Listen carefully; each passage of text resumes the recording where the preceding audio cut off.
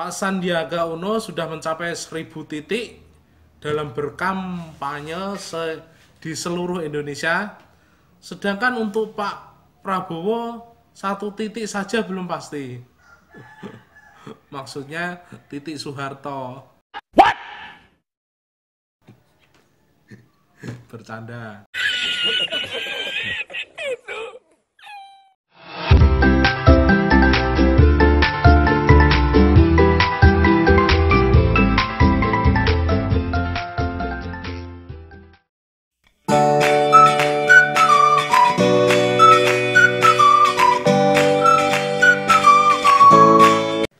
Halo, selamat siang. Assalamualaikum warahmatullahi wabarakatuh. Jumpa lagi dengan aku, Bang Sinyo, di channel kesayangan Anda semua, Gerobokan Gokil. Kami harapkan kabar Anda siang hari ini atau hari ini baik, sehat selalu, dan diberikan rizki yang cukup. Oke, itu. Tapi sebelum memulai videonya, tolong ya sedulur, klik tombol subscribe di bawah ini yang warnanya merah. Oke, terima kasih telah subscribe channel ini. Dan ini Bang Sinyo lagi ada di rumah, nggak kemana-mana, soalnya cuaca lagi nggak mendukung. Dan baru saja ngantar istri dari sesuatu tempat. Oke. Dan untuk pembahasan kali ini, pada pembahasan kali ini Bang Sinyo akan membahas lagi tentang Pak Jokowi dan Pak Prabowo. Pasalnya yang lagi hits juga mereka berdua untuk akhir-akhir ini. Dan topik kali ini saya kira cukup menarik ya. Dan mengapa? Nah, menurutku sih Pak Jokowi akan memilih memimpin untuk 2 periode di Indonesia ini.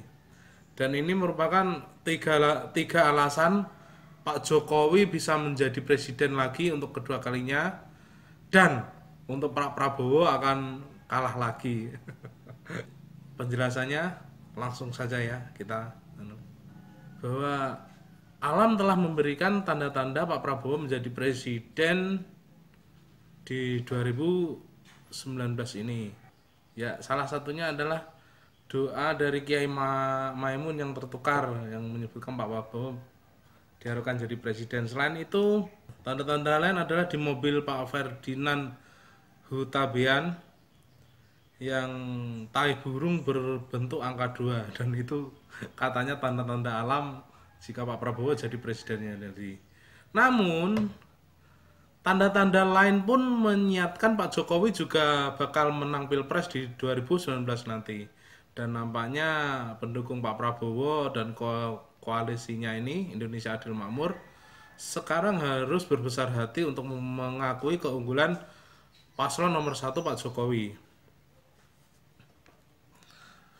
Apalagi setelah debat kusir kemarin, debat Pilpres, Pak Jokowi kelihatannya unggul telak jika dibandingkan dengan Pak Prabowo. Begitu juga dengan debat Cawapres kemarin. Pak Prabowo lebih banyak melakukan blunder. Untuk yang debat pertama saja dia keceplosan tentang caleg yang mau korupsi. Selain itu di debat Pilpres yang kedua, terkuaknya Pak Prabowo memiliki tanah beratus ribu hektar di beberapa daerah. Tuh. Dan yang topik kita utama tadi adalah 3 alasan kenapa Pak Jokowi akan menjadi presiden lagi. Yang pertama adalah Jokowi pakai pola dan strategi SBY sang presiden 2 periode. Akan kami jelaskan ya. Jadi itu yang pertama adalah Jokowi pakai pola dan strategi SBY sang presiden 2 periode. Sebagai presiden 2 periode, SBY banyak memberikan inspirasi kepada Pak Jokowi yang nantinya sih kelihatannya juga akan nyusul jadi capres untuk 10 tahun. Jokowi memakai jurus yang sama-sama menggandeng Pak Yusuf Kalla. Oke, jelas lah Pak Yusuf Kalla kan membawa hoki. Selain memiliki kantong suara dan pengalaman yang banyak, beliau sudah terbukti punya vice presiden material. Dalam periode selanjutnya, SBY mengganti JK dengan cawapres pilihannya sendiri. Jokowi juga melakukan serupa dengan hal tersebut. Pemilihan cawapres pun juga memilih nilai timbal balik diniatkan untuk menambal kekurangan selama menjabat satu periode. Waktu itu sangat hangat-hangatnya tentang isu Bank Senturi, dan SBY pun menggandeng Budiono, salah yang notabene waktu itu sebagai Gubernur Bank Indonesia yang bertanggung jawab atas Bank Senturi tentunya. Dan hal itu dimaksudkan untuk meyakinkan semua orang bahwa Budiono itu baik-baik saja. Kalau tidak, untuk apa SBY menunjukkan dia sebagai wakil presiden. Begitupun Pak Jokowi yang seperti yang saat ini kita dengar lah ya, bahwa beliau Pak Jokowi dicap sebagai pemimpin dari rezim anti-Islam yang sering kriminalisasi ulama ya. Untuk menepis tujuan tersebut, saat injury time, Pak Jokowi memilih Kiai Haji Ma'ruf Amin sebagai wakilnya. Dengan dipilihnya Pak Kiai Haji Ma'ruf Amin tentu akan menepis semua fitnah-fitnah dari Pak Jokowi yang tentang anti-Islam dan kriminalisasi ulama. Notabene Pak Kiai Ma'ruf merupakan background dari ketua MUI dan merupakan ulama besar di NU, dan keulamaannya pun juga sudah dibuktikan atau enggak diragukan lagi.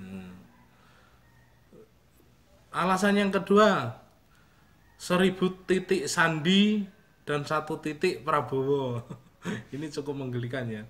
Jika dilihat dari jumlah titik yang dicapai oleh paslon capres nomor 2, dapat ditarik hasil yang imbang. Dan kata lain, Prabowo Sandi kurang kompak satu sama lain, sebab keduanya tidak saling mengimbangi. Ya, kedua ini tidak kompak karena tidak saling mengimbangi. Pak Sandiaga Uno sudah mencapai 1000 titik dalam berkampanye di seluruh Indonesia, sedangkan untuk Pak Prabowo 1 titik saja belum pasti. Maksudnya titik Soeharto. What? Bercanda. Jadi di sini sangat jelas ya, antara Pak Prabowo dengan Pak Sandiaga Uno kurang kompak. Pasalnya untuk yang berkeliling kampanye seluruh Indonesia lebih banyak Pak Sandiaga Uno jika dibandingkan dengan Pak Prabowo. Berbeda dengan Pak Jokowi. Pak Jokowi selalu keliling Indonesia dan menyapa seluruh rakyatnya dengan dia mendatangi sendiri ke pasar-pasar, ke kampung-kampung dan lainnya yang bisa diartikan sebagai belusukan.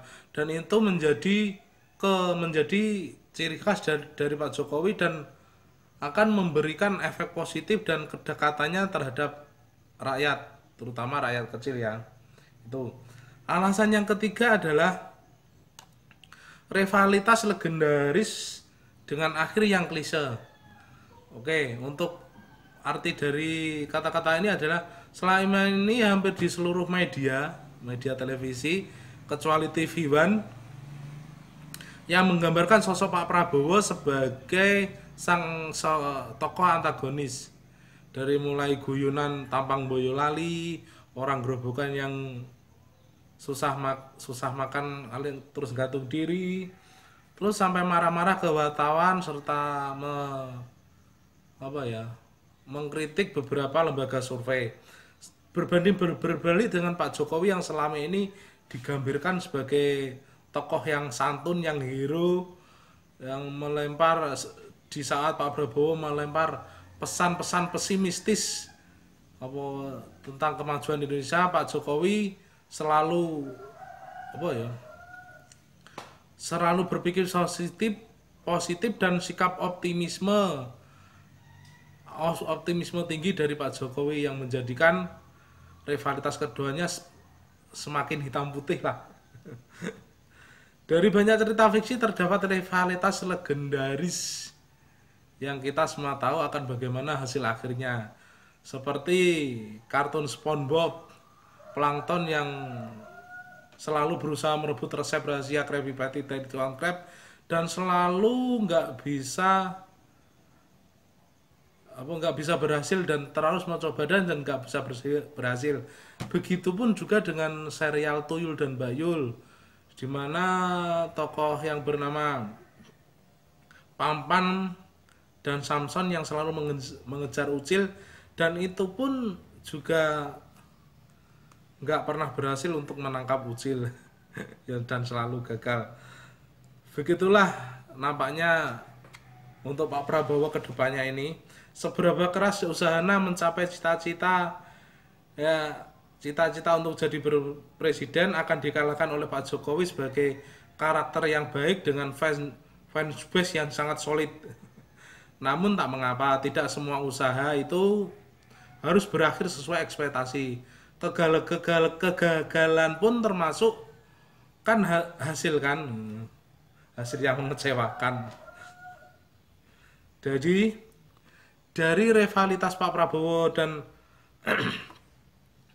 Pak Jokowi ini setidaknya kita bisa mengambil pelajaran ya. Kita bisa mencontoh semangat kerja Pak Jokowi sekaligus meniru sifat pantang menyerah Pak Prabowo yang sangat gigih. Oke. Mungkin itu 3 alasan kenapa Pak Jokowi bakal memimpin Indonesia lagi untuk kedua kalinya ya. Gimana tentang videoku kali ini? Ada komentar dari sedulur Gerobokan Gokil. Tolong tulis opinimu di bawah ya.